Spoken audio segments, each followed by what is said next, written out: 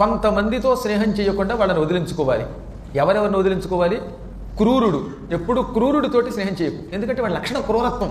వాడు జంతువులు చంపుతాడు, మనుషుల్ని చంపుతాడు, వీలున్నంత వరకు అందరినీ తిడుతూ ఉంటాడు. అటువంటి క్రూరులతో స్నేహం చేయకూడదు, వాడిని తొందరగా వదిలించుకో. అనవసరంగా జంతువుల్ని, పక్షుల్ని, సూక్ష్మక్రిముల్ని, మనుషుల్ని పీడించే క్రూరులతో స్నేహము చేయరాదు. లోభులతో స్నేహం అసలు పనికిరాదు. పిసిని కొట్టాడు అసలు మన దగ్గరికి రానివద్దన్నారు. పిసిని కొట్టాడు వాడు పాడి లోకాన్ని పాడు చేస్తాడు. లోభశ్చేదగుణే నకిం ధర్మరాజు చెప్పాడు. ఒక వ్యక్తి అన్నట్టు నేను ఏ పాపము ఎరగనండి, అయినా నేను నరకానికి వచ్చాను అన్నట్ట. ఎందుకు వచ్చావో తెలుసా? నీ దగ్గర ఏ పాపం లేకపోతున్నట్రా? లోభ చేత్ అగుణేనకిం. నీ దగ్గర పిసిని కొట్టుతనం ఉన్నది, అదొక్కటి ఉంటే చాలు, ఇంక వేరే పాపములు చేయక్కల, అన్ని పాపములు పెట్టేది అన్నట్టు. ఈ ఒక్క మొక్క గుర్తుపెట్టే, లోభ చేత్ అగుణేన కిం అనగా లోభం అనేది ఒకటి ఉంటే ఇంకా వేరే పాపములతో పనే ఉన్నది, వేరే దుర్గుణములతో పనే ఉన్నది. అంటే అన్ని దుర్గుణముల కంటే గొప్ప దుర్గుణం పిసిని కొట్టుతనం. ఇక మూడోది శఠత్వం, మొండితనం. ఇంకా ఎన్ని చెప్పినా నేను ఇంతే అంటేవాడు. శఠుడు అంటే ఎవరి మాట వినని మొండివాడు. నాయన గోవులకి ప్రదక్షిణ చెయ్యి, నేను చెయ్యను. అన్నం తిను, నేను తిన్నాను. నిద్రపో, నేను నిద్రపోను. ఇంకేం చెప్పండి, నేను చెయ్యను అంటాడు వాడు. ఇటువంటి మూర్ఖుడిని శఠుడు అంటారు. దుర్యోధనుడు అటువంటి వాడు. శఠులలో అగ్రస్థానం దుర్యోధనుడిది. దుర్యోధనుడే బ్రతుకుంటే శఠులందరికీ ఆయన కింగ్ ఆఫ్ కింగ్, రారాజనే శబ్దం అలాగే వచ్చింది అసలు వాడికి. ఈ మూర్ఖులందరికీ వాడు రాజు. ఎవరు చెప్పినా నేను సూది మనం ఓపినంత భూమి ఎవరంటాడు వాడు. ఆ శఠుడిని కూడా విడిచిపెట్టాలట. ముందు క్రూరుడు, 2 లోభి, 3 శఠుడు, 4వడు పిసునుడు అంటే కొండెములు చెప్పువాడు. వాడి మీద వీడి మీద వాడికి నేరాలు చెబుతారనమాట. ఇదిగో పొల్లమ్మగారట సాయంకాలం పొల్లట్లు కొరుక్కు తిందిట, ఆవిడ పొల్లట్లు తింటేనే, తెల్లట్లు తింటే నీకేమిటి నష్టం.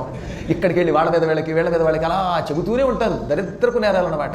ఒకరి మీద ఒకరికి కొండెములను చెప్పడానికి సంస్కృతంలో పైశూన్యము అని పేరు, తెలుగులో కొండెం అంటాం. ఇంత భయంకరం మరొకటి లేదు. పిసునత యద్యస్తికిం పాతకై, నేను ఏ పాపములు చెయ్యలేదు అని అంటావేమో. నీ దగ్గర పిసునత్వం ఉంటే ఇంక వేరే పాపములు చేయవలసిన అవసరం లేదు. అనగా ఇతరుల మీద అభాండములు, నేరములు చెప్పడం అనే లక్షణం ఉంటే అది అన్ని పాపముల కంటే గొప్ప పాపం. ఆ పాపానికి ప్రాయశ్చిత్తం ఉండదు. వాడిని కూడా వదిలేయాలట.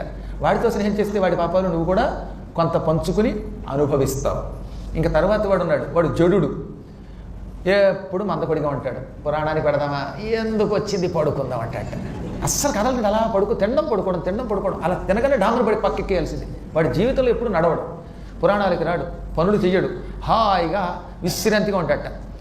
కాబట్టి అలాగ జడుడిగా మందకొడితనముతో ఎక్కువగా నిద్రపోయేటటువంటి వాడితో స్నేహం తక్షణం విడిచిపెట్టి.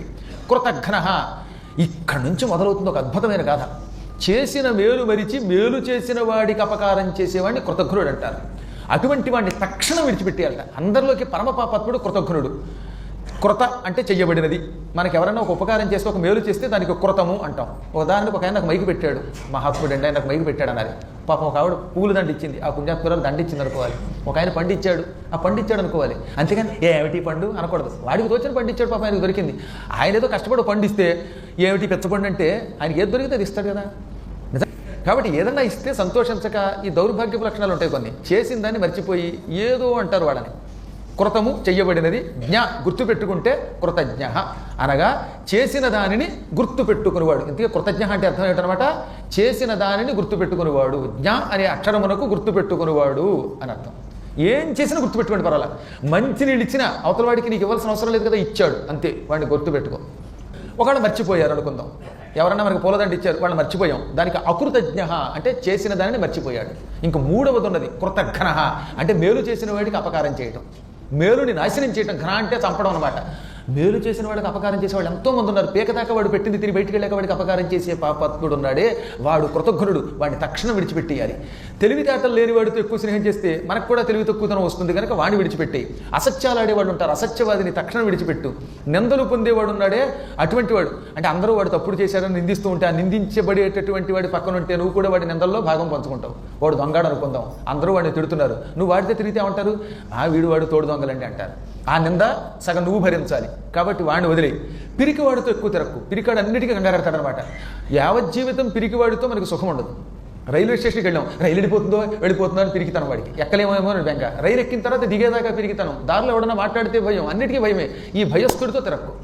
అధీరుడు, తెలివితేటలు లేకపోవటం, ఈ పిరికితనం, ఈ రెండింటికి మధ్యలో అధీరత్వం అని ఒకటి ఉన్నది. అంటే తొందరపడి ఓ పని చేసేవాడు అధీరుడు. వాడిని వదిలే.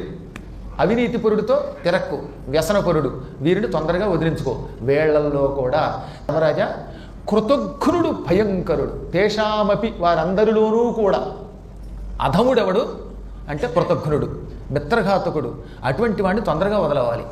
మహాపాపాత్ముడైన చేసిన మేలు మరిచిపోయి చేసిన మేలుకు కూడా కీడు చేసే దౌర్భాగ్యుని వదలకపోతే మాత్రం వాడు సర్వనాశనం అవుతాడు.